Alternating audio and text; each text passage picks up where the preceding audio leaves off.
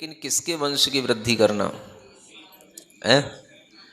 अपने वंश की वृद्धि करोगे तो आपका मोह बढ़ेगा, पाप बढ़ेगा, और भगवान के वंश की वृद्धि करोगे तो आपका इस परंपरा में, धर्म की परंपरा में एक बहुत बड़ा अनुदान होगा।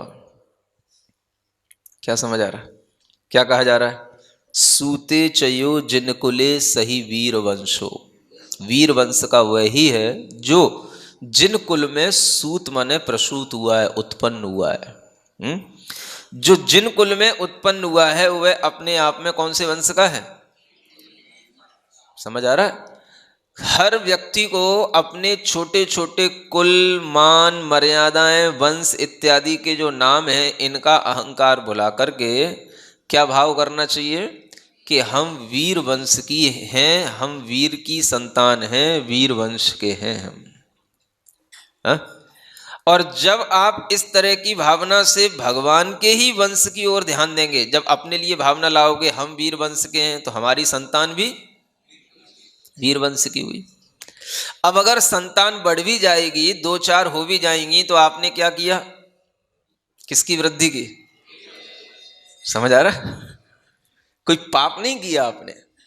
लेकिन अगर आपने ये सोच करके कि नहीं, मुझे अपना परिवार बहुत बढ़ाना है, अपने लिए बहुत मोह के कारण से हमें बहुत बड़ा परिवार चाहिए, 4-4 बच्चे होने चाहिए, ऐसा सोच करके आपने वंश बढ़ाया तो क्या होगा? वो आपका अपना मोह बढ़ाने के काम आएगा, अपना पाप बढ़ाने के काम आएगा है? और अगर ये भावना की जाए कि हमें वीर भगवान के वंश की वृद्धि करना है तो क्या समझ रहे हो? एक तरफ तो आप कहते हो कि जिनेंद्र भगवान के कुल में जन्म लेना बहुत दुर्लभ होता है? आप ये भी कह रहे थे अभी कि ये बहुत बड़े पुण्य से भगवान के कुल में जन्म लेना होता है। ये भी कह रहे थे कि जो जिन कुल में भगवान के दर्शन करता है, भगवान के कुल में उत्पन्न होता है, वह बहुत भाग्यशाली होता है, पुण्यवान होता है, लक्ष्मी संपन्न होता है, सबसे बड़ी लक्ष्मी यही है। क्या समझ आ रहा है? तो आप फिर ये परोपकार का काम क्यों नहीं करते हो? कौन सा परोपकार का काम? कि अगर भगवान के कुल में कोई उत्पन्न हो रहा है तो हम उसे कभी भी रोके नहीं। समझ आ रहा है? अब चाहे वो बेटा हो चाहे वो बेटी हो, पहली बात तो ये होनी चाहिए है? इससे क्या फर्क पड़ रहा है? अगर कोई भगवान के कुल में उत्पन्न हुआ है, जैन भी बन रहा है, कोई जैन कुल में उत्पन्न हुआ है, तो वह चाहे पुत्र हो चाहे पुत्री हो, संस्कार तो सबके अंदर आते हैं, और जिस कुल में वह जन्म लेगा तो वह जीव समझो आपके माध्यम से कितना पुण्य अर्जित करेगा कि उसके लिए अगर कभी इस तरह से मंदिर में दर्शन करने से, जिन शास्त्रों के पढ़ने से, गुरुओं को देखने से उसके कभी अंदर संस्कार पड़ जाएगा कि ये धर्म सच्चा है, तो समझो कि आपने उस जीव को इस संसार से तिरा दिया। क्या समझ आ रहा है? आपके घर में भी रह करके अगर किसी जीव के अंदर गहरी श्रद्धा बैठ गई तो समझो कि आपने उस जीव का कितना बड़ा कल्याण कर दिया। आपने किया तो था अपने मोह से कुछ पाप, लेकिन वो संतान अगर वो जैन कुल में भी उत्पन्न हुई तो उसने कितना बड़ा अपने अंदर आत्मा का कल्याण कर लिया, आत्मा का उद्धार कर लिया, और ये हो गया आपके निमित्त से। तो आपके लिए ये सोचना जरूरी है कि यह कार्य हमारा भगवान की वंश की वृद्धि के लिए यदि है तो हम इस कार्य में अपने आप को रोकें, या हम इस कार्य में किसी भी तरीके का कोई भी पुत्र पुत्री का भेदभाव करके कोई भी हम और कोई पाप करें, ये विचार भी आप लोगों को एक क्षण के लिए करना चाहिए। क्या समझ आ रहा है? अगर ये विचार होगा तो आपको कभी भी जिन कुल में उत्पन्न हुई संतान के प्रति कभी दुर्भाव पैदा नहीं होगा। और दुनिया में कोई किसी भी तरीके की बातें करे, कोई किसी भी तरीके के आंदोलन बनाए, कोई किसी भी तरीके की विचारधारा रखे, लेकिन कम से कम आपको अपनी विचारधारा तो शुद्ध और परिष्कृत रखनी चाहिए कि जिन कुल में जन्म लेना अपने आप में बहुत दुर्लभ काम है, और अगर किसी भी के अंदर इस तरीके का संस्कार आ जाता है तो समझो वह कुल भी अपने आप में पवित्र हो जाता है। जिस कुल में ऐसी कोई संतान पैदा हो जाए जो आत्म कल्याण के मार्ग पर निकल जाए और किसी भी प्रकार से भगवान के द्वारा बताई हुई व्रतों को, दीक्षाओं को धारण कर ले, तो समझो कि वह कुल की 10-10 पीढ़ियों का पाप समाप्त हो गया। अगर एक संतान, एक कोई भी घर में ऐसा निकल जाता है, समझ आ रहा है, वो अपने आप में पीढ़ियां, 10-10 पीढ़ियां एक साथ पवित्र हो जाती है। इतना बड़ा आपके मन में ज्ञान होने के बावजूद भी आप दुनिया में चल रहे अनेक तरह की विचारधाराओं में अपने आप को बदलते हो और अपने अंदर सही विचारधारा नहीं लाते हो, ये भी एक बहुत बड़ा अज्ञान है। क्या समझ आ रहा है? लोग बताते हैं जैन समाज की जनसंख्या अकबर के टाइम पर 4 करोड़ थी। अकबर राजा हुआ, समझ आ रहा है? उस टाइम पर जैन समाज की जनसंख्या कितनी थी? 4 करोड़ थी। आज वो गिनी चुनी 40 लाख रह गई है। समझ आ रहा है? बहुत ज्यादा हाथ पैर सब तरीके से चला लोगे या हर तरीके की काउंटिंग कर लोगे या सब तरीके के लोगों को भी इकट्ठा किसी भी तरीके से कुछ भी कर लोगे तो भी वो कितना बढ़ेगी? 1 करोड़ से ज्यादा तो नहीं हो सकती। समझ आ रहा है? लेकिन इतनी भी नहीं हो सकती। तो आप ये सोचें कि दुनिया की विचारधारा में हम जब चलते हैं तो एक तरफ बहुसंख्यक समाज है, एक तरफ एक अल्पसंख्यक समाज है। हम अगर बहुसंख्यक समाज की विचारधारा में शामिल होकर के चलते हैं तो हम अपना धर्म खोते चले जाएंगे, अपनी संस्कृति खोते चले जाएंगे। आज हमारी बेटियों के माध्यम से भी जो धर्म की हानि हो रही है, तो वो क्यों हो रही है? क्योंकि बहुसंख्यक समाज में एक ट्रेंड चल रहा है, बेटियों को पढ़ाओ, जॉब कराओ। आप भी बेटियों को पढ़ा रहे हो, जॉब करा रहे हो। नतीजा क्या हो रहा है? जिनके लिए बहुसंख्यक समाज है तो उन्हें तो कोई हानि है ही नहीं है, हानि किसको होगी? आप विचार करो कि कोई एक छोटी संख्या का समुदाय अगर किसी बड़ी संख्या के समुदाय के अनुसार चल करके उसके अनुसार चलता हुआ अपनी विचारधारा बना करके उसी के तरह से हो जाता है या मिक्स हो जाता है, तो वो अपने अस्तित्व को धीरे धीरे खो देगा। हर किसी काम पर विचार करते हुए आपको ये देखना है कि हमारे बेटे बेटियां बहुमूल्य हैं।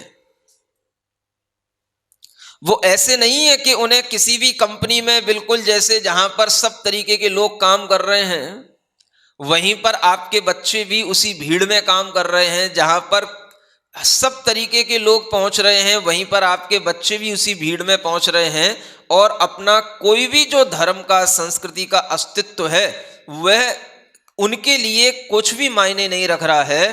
तो इसका मतलब यह है कि आप बहुसंख्यक लोगों के बीच में उनकी नकल करते हुए आप अपने अस्तित्व को नष्ट कर रहे हैं। ये हमें हमेशा सोचना पड़ेगा कि हमारे अपने जो कानून, कायदे, रहन सहन, अपना जो लाइफ लिविंग का जो स्टैंडर्ड है वो इस तरीके का होना चाहिए कि उसके कारण से हमारे जो बेटे बेटियां हैं उनका अपने आप में जो कहना चाहिए एक कीमत है, वो कीमत उनकी बनी रहनी चाहिए। जब सामान्य लोगों की तरह बेंगलोर और पूना जैसी आईटी वाले हब वाले स्थानों पर जहां पर आपके बेटे पहुंच जाएंगे और वहां पर केवल जो है एक सामान्य कर्मचारी की तरह वहां पर एम्प्लॉय बनकर के बस केवल अपना जीवन निकाल देंगे, तो वो धर्म और संस्कृति के लिए क्या अपना अस्तित्व बना पाएंगे? अगर बहुतायत समाज में ये चल भी रहा है कि भाई बच्चियों को पढ़ाना चाहिए, उनको जॉब कराना चाहिए, आईटी कंपनियों में पहुंचाना चाहिए, तो आपको सुनकर के विचार करना चाहिए कि ये उनके लिए अच्छा हो सकता है लेकिन हमारे लिए अच्छा नहीं हो सकता है। पढ़ाना तो हमेशा से रहा है, पढ़ाना हमेशा से होता आया है, पढ़ाओ कोई बात नहीं, लेकिन उनकी नकल करते हुए, उनको देखते हुए अगर हम अपनी बेटियों को उन आईटी कंपनियों में झोंक देते हैं और केवल जो है पैकेज के चक्कर में हम उनको लोभ देते हैं या वो खुद अपने आप में लोभ लेकर के इस तरीके से करते हैं, तो समझो कि वह अपने अस्तित्व को खो रही हैं, धर्म के संस्कारों को मिटा रहे हैं, धर्म का जो बीज है उसको नष्ट कर रहे हैं। जो हमारे अंदर धर्म की आगे वृद्धि होनी चाहिए वो सारी की सारी प्रक्रियाएं समाप्त हो रही हैं। तो हर व्यक्ति को समाज के अंदर एक समझदारी से काम लेना चाहिए। कितनी बात हमें दुनिया की मानना और कितनी बात हमें अपने धर्म की संस्कारों की मानना।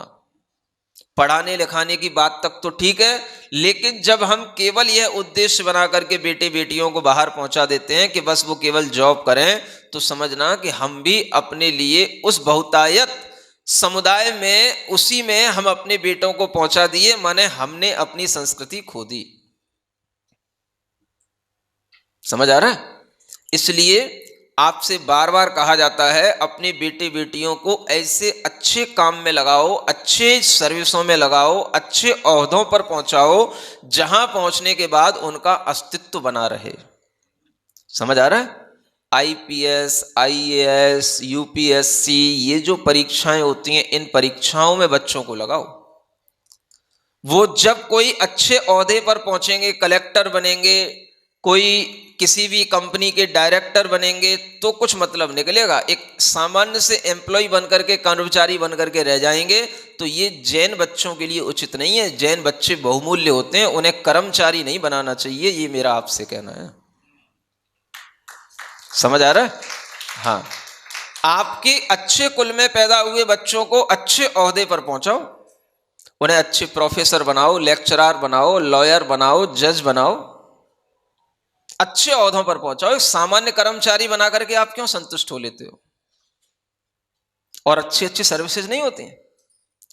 ऐसी उनको प्रेरणा दो कि काम करो तो अच्छा करो, नहीं तो घर में बैठो। समझ आ रहा है? जैसे वो पहले कभी डायलॉग सुनता था, खाऊंगा तो खून पसीने की, नहीं तो यारो हाँ भूखों मर जाऊंगा। समझ आ रहा है? हाँ, काम करो तो अच्छा करो, सर्विस करना है तो ऐसी करो जिसको कहने के बाद हमें भी लगे कि हाँ किसी ने कुल का नाम किया, समाज का नाम किया, धर्म का नाम किया। समझ आ रहा है? नहीं है तो कर्मचारी वाली सर्विस नहीं करना है। जितनी भी इंजीनियरिंग बनने वाली सर्विसेज हैं, आईटी कंपनियों में जितने भी काम करने वाले बच्चे हैं, ये सिर्फ एम्प्लॉय कहलाते हैं, कर्मचारी कहलाते हैं। भले ही कितना ही पैकेज मिले, उससे कोई मतलब नहीं। तो या तो अपना काम डालो या किसी अच्छे काम को करो। इस तरीके की अगर आप अपने बच्चों के अंदर फीलिंग डालेंगे कि आप सामान्य लोग नहीं हो, आप विशिष्ट हो, आपको या तो अच्छा करना है या फिर घर पे बैठना है, बीच का कोई काम नहीं करना है। समझ आ रहा है? तो इस तरीके की जब बच्चों में फीलिंग आएगी तो वो समझेंगे कि हाँ, हमारा इस कुल में जन्म लेने का महत्व है, इस कारण से हमको ये सर्विसेज करने के लिए रोका जा रहा है। वस्तुतः हमको सर्विस के लिए मनाही नहीं है। आप अच्छी अच्छी सर्विसेज करो, कलेक्टर बनो, डिप्टी कलेक्टर बनो, और तमाम सर्विसेज होती हैं, बैंकों की सर्विसेज में मैनेजर बनो, डायरेक्टर बनो, सब कुछ करो। जो अच्छी अच्छी कंपनियों में बड़ी बड़ी सर्विसेज होती है उनमें काम करो, लेकिन सामान्य से एम्प्लॉय बनकर के दूसरों के लेखा जोखा देखते रहने तक सीमित मत रहो। समझ आ रहा है? हाँ, वो तो एक सेठ एक सीए को खरीद लेता है। कोई ने बड़ी कंपनी डाली और उसको एक दो चार सीए की जरूरत पड़ जाती है, क्योंकि लेखा जोखा कौन करेगा? समझ आ रहा? अब सीए क्या मतलब क्या होता है? आपने तो बेटी को बहुत पढ़ा पढ़ा के सीए बना दिया, अब वो काम क्या करेगी? किसी कंपनी में कोई या कोई घर का सेठ होगा, कोई बड़ा सेठ होगा, उसको लेखा जोखे की जरूरत है, भाई एक सीए खरीद लो, एक सीए की जरूरत है, मेरा सब अकाउंट बना के रखना। कहने को सीए है, काम क्या कर रहे हो? मुनीमीगिरी तो कर रहे हो। बताओ तो और क्या होता है? पहले इसी को मुनीमगिरी कहा जाता था। सो आज भी सेठ मुनीमों को ही तो रख रहे हैं अपने पास में, क्या कर रहे हैं? तो बच्चों को ये सिखाओ कि वस्तुतः हम दुनिया की धारा में बहते हुए अज्ञानता के कारण से ऐसे कृत्य न करें जिससे हमारी संस्कृति का अस्तित्व खतरे में पड़ जाए। समझ आ रहा है? इसी तरीके से आप यहां देखो क्या लिखा जा रहा है कि अगर वीर वंश को आप सुरक्षित रखोगे तो ये आपकी भावनाओं के माध्यम से ही हो सकेगा। इसलिए वीर भगवान को छोड़ करके जो अन्य कुल देवताओं को मानते हैं, मानो वो क्या कर रहे हैं? आलोक माप्य जगती ही रवि प्रचंडम। एक तरफ तो रवि का आलोक फैला हुआ है, प्रकाश फैला हुआ है सूर्य का, समझ आ रहा है? लेकिन आप बेचारों की स्थिति क्या है? जात्यंत वद भ्रमति वा किल कौशिक। ऐसा कौशिक बोलते हैं उल्लुओं को, समझ आ रहा है? जो लक्ष्मी का वाहन है? उस जाति अंध का मतलब होता है जन्म से ही जो अंधे बने पड़े हैं, उन्हें क्या भगवान का स्वरूप समझ में आएगा और क्या उन्हें सूर्य का प्रकाश दिखाई देगा? जिनके अंदर जन्म से ही मिथ्यात्व पड़ा हुआ है, वो क्या भगवान की महिमा समझेंगे? या जो भगवान की महिमा नहीं समझ रहे हैं, इसका मतलब ही है कि वो बिल्कुल जन्मांध हैं। या तो उनको जन्म से आंखें नहीं मिली, अथवा आंखें भी मिली तो कौशिक माने उल्लू के समान बने हुए हैं कि जब भगवान की बात सामने आती है तो वो अंधे बन जाते हैं। जैसे उल्लू के सामने रवि सूर्य का प्रकाश आए तो उसको अपनी आंखों से कुछ दिखाई देता नहीं है, वैसे ही जब कोई सही आपको दिशा दे, सही ज्ञान दे, सही भगवान के बारे में बताए तो आपके दिमाग में बात नहीं बैठती और आप जो है बिल्कुल कैसे हो जाते हैं? उस समय पर आप उल्लू की उपमा को प्राप्त कर लेते हैं। समझ आ रहा है? तो दो ही लोग होते हैं जो प्रकाश को समझ नहीं पाते हैं, एक तो जन्मांध और एक उल्लू। आंखें तो मिली लेकिन फिर भी नहीं देख पा रहे। समझ आ रहा है? देखना आप लोग कौन सी क्वालिटी में आते हैं, कौन सी कैटेगरी में आते हैं? दोनों में से कोई भी नहीं है? देख लेना, कोई ना कोई तो है। तो हर समाज का व्यक्ति ये सोचे, समझ आ रहा है? ऐसे ऐसे समाज के लोग हैं जैन कुल में जन्म लेने के बाद दुनिया के हर देवी देवता के पास चक्कर काटते रहते हैं और भगवान के मंदिर में नहीं आते हैं।